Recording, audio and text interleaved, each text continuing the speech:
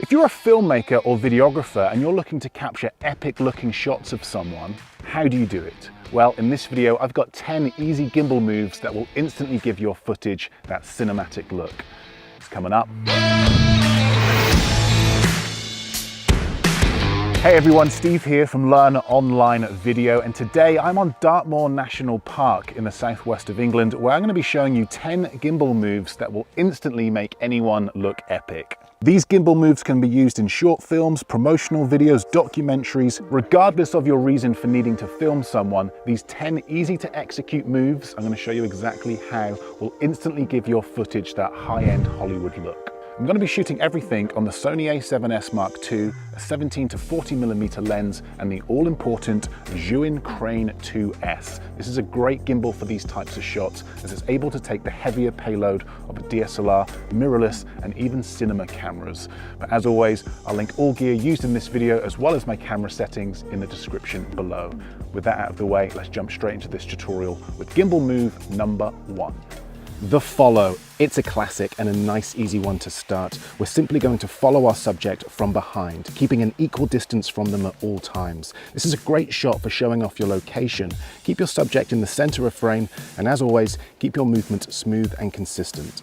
Also experiment with your angles, focal length, and distance from your subject. Here is the same shot from a lower angle, a wider focal length, and from further away.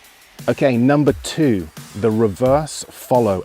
Exactly the same move this one, only this time we're tracking our subject from the front and walking backwards. Another classic, this one, used in many Hollywood films, a great way of establishing your subject and can really help add production value to your footage. Again, experiment with your focal lengths and choose the one that works best for you and the story that you're trying to tell. Okay, number 3, the step in reveal. Similar to the reverse follow, we're going to track our camera backwards and then have our subject step into frame. Minor choreography involved with this one, but still nice and simple. This is a great way to show off your location and then introduce your subject. Okay, number 4, the mini jib reveal. Again, we're going to track backwards for this one, only this time we're going to start on our subject's feet and then slowly lift our camera up. This is a great shot for revealing your subject. The framing helps us establish our character. The boots, ripped jeans, tattoos, all of this information helps us get a better understanding of who our character is. Okay, number 5, the side track.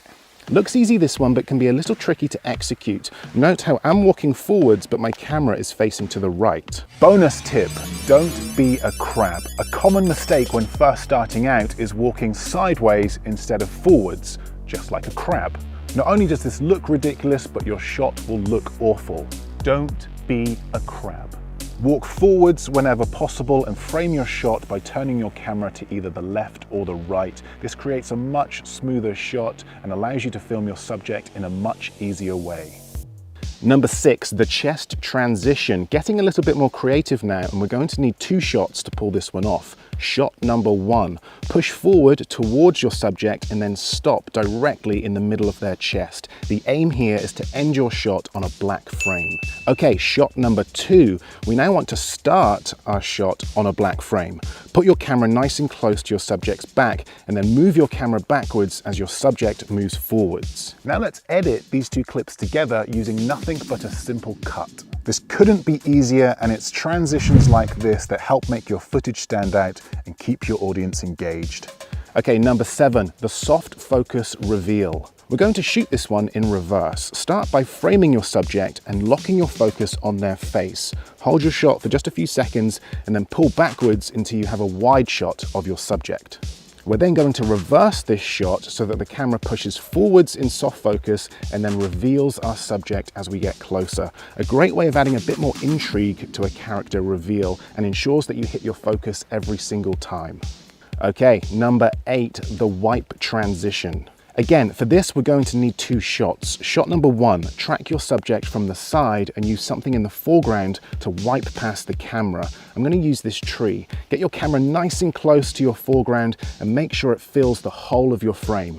Let's see that again and hold it there. This is what we're looking for, an unidentified blurry mess or motion blur. Shot number 2, we're now going to start our second shot on an unidentified blurry mess. I'm going to use another tree and try and match the speed of my first shot, as this will create a much more seamless transition. Now let's edit these two clips together using nothing but a simple cut. And just like that, we've created an in-camera transition that can be created very quickly using any editing software. Okay, number 9, the orbit. We're going to walk around our subject in circles, keeping an equal distance from them at all times. I recommend shooting this on nice, solid, even ground, and try to keep your subject in the center of frame. This is another camera move used in many Hollywood films. Director Michael Bay loves this one. Experiment with your angles and focal length. The wider your shot, the more of the environment you will see. Also, angle your camera up slightly and you will get a much more dramatic look. Number 10, the fake drone shot. One of my favorite gimbal shots, this one. Get nice and close to your subject, shoot wide and pull back while slowly lifting your gimbal up as high as it will go. Shoot this at a location with an epic view, and just like that, you've shot what looks like a drone shot. Sure, you don't get the height of a drone with this, but it definitely replicates that smooth, elevated camera movement usually associated with drones. Perfect as an ending shot to your sequence or film, and great for showing off your location. So those were 10 gimbal moves as individual clips. Now let's edit this footage together to create a sequence using music, sound effects, and color.